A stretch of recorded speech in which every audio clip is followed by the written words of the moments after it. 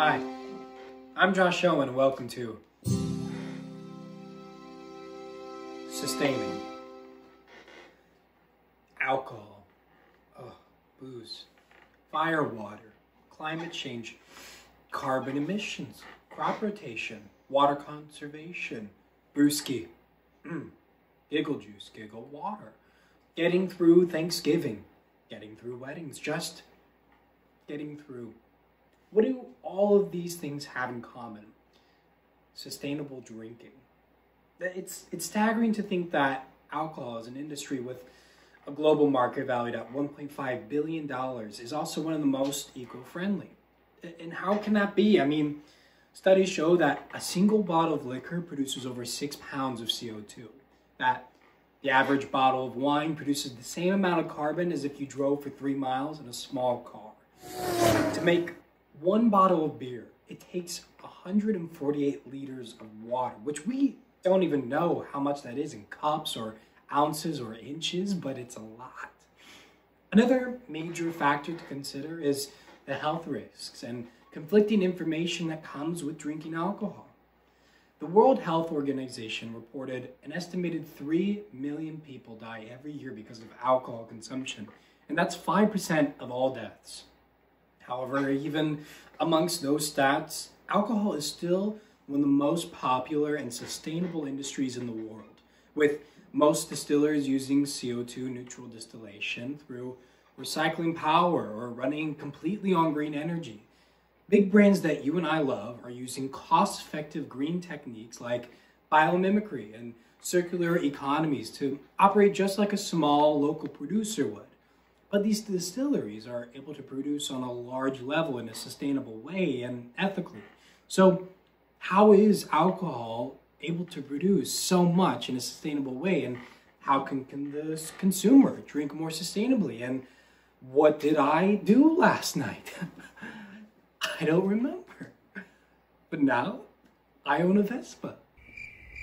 Anyways, how are these big brand alcohol companies able to produce so sustainably? Well, we'll start with Absolut Vodka.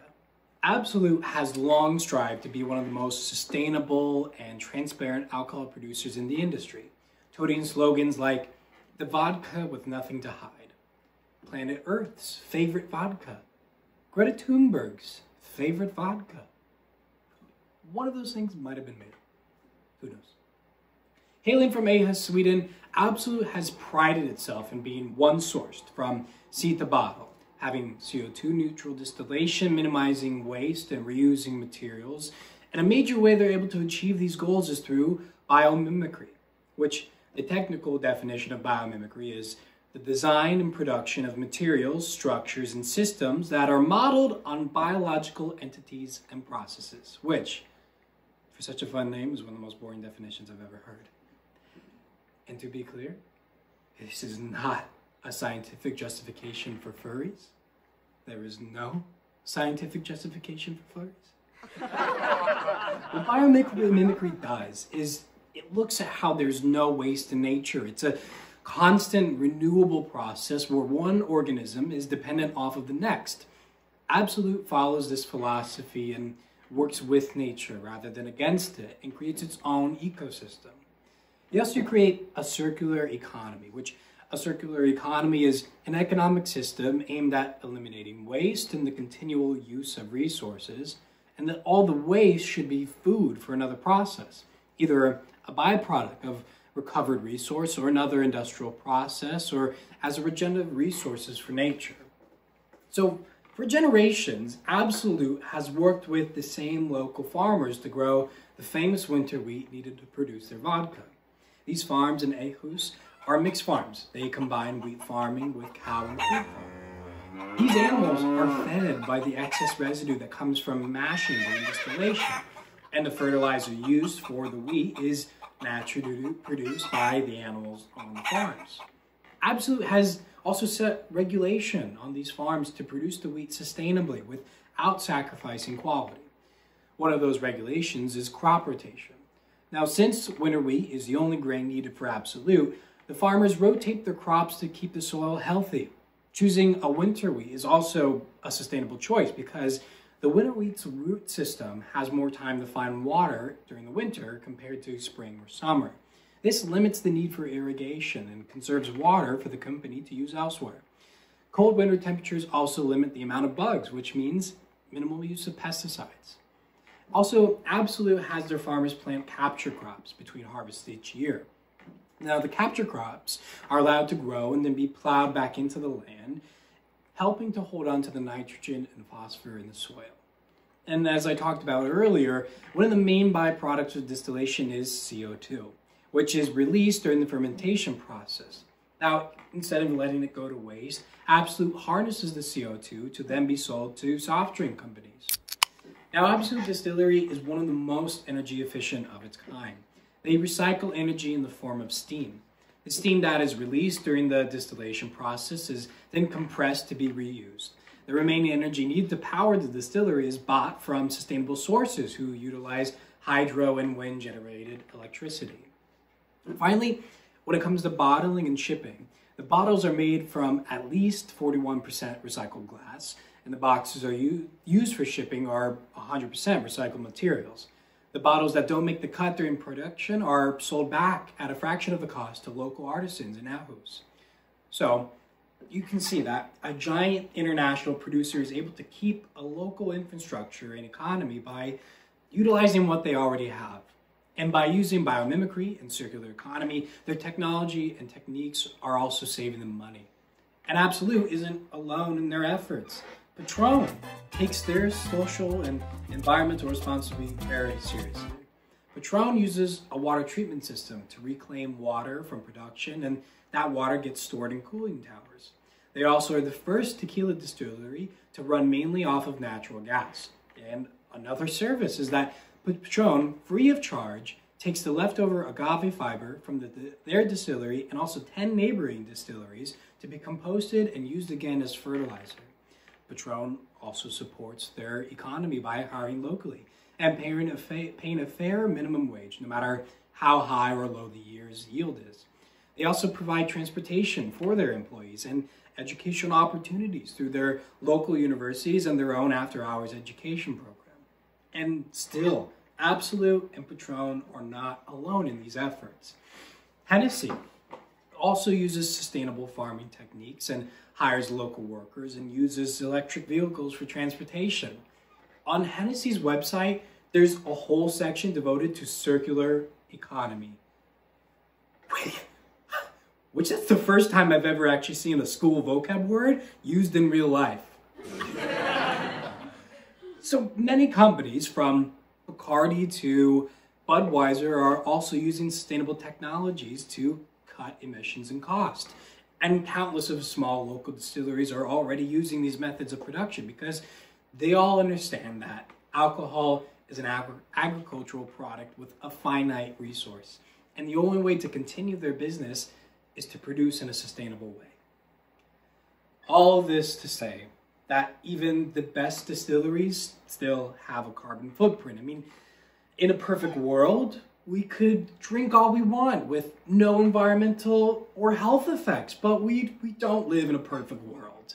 If we did live in a perfect world, Oprah would be president, we'd have world peace, and only red gummy bears. So, it's impossible to ignore things like alcoholism and binge drinking and underage drinking. And according to the National Institute on Alcohol Abuse and Alcoholism, they reported that an estimated 88,000 people die from alcohol-related causes annually, making alcohol the third leading preventable cause of death in the United States. The first is tobacco, and the second is poor diet and physical inactivity, and the fourth is probably green gummy bears. One of those things might have been there.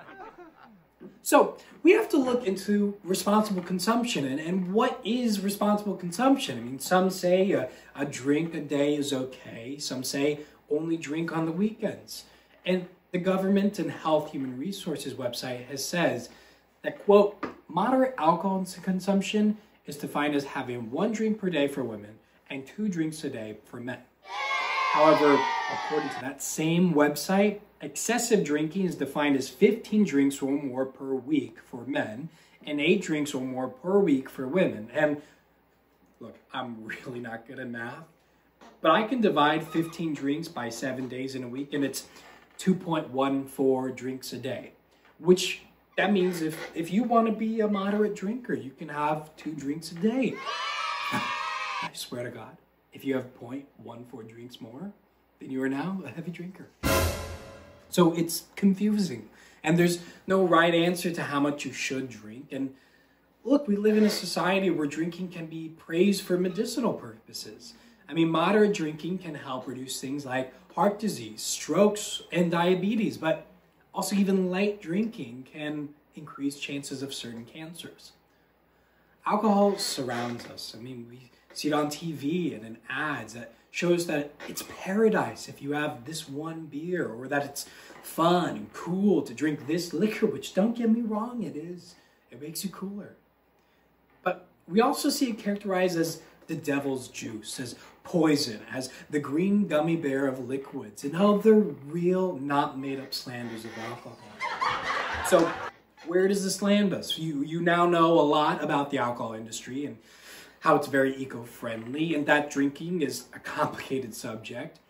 So this leads me to which is my now favorite thing: sustainable drinking. Now, regardless of the environmental or health effects, people are still going to drink because drinking's amazing.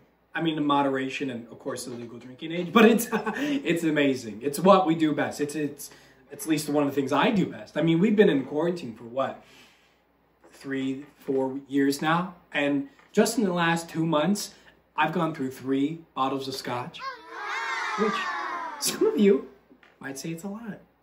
But considering I'm currently living with my girlfriend's parents in Jersey, I'd say it's pretty moderate. Anyways, I'm off topic. But the point is that people are going to buy alcohol and they're going to drink. And if we want to keep drinking, we should buy from sustainable companies who are using things like biomimicry and circular economy. And recycle your bottles when you're finished with them, and only buy what is essential. All of these things will help us to continue sustainable drinking. This has been Sustained. Thank you.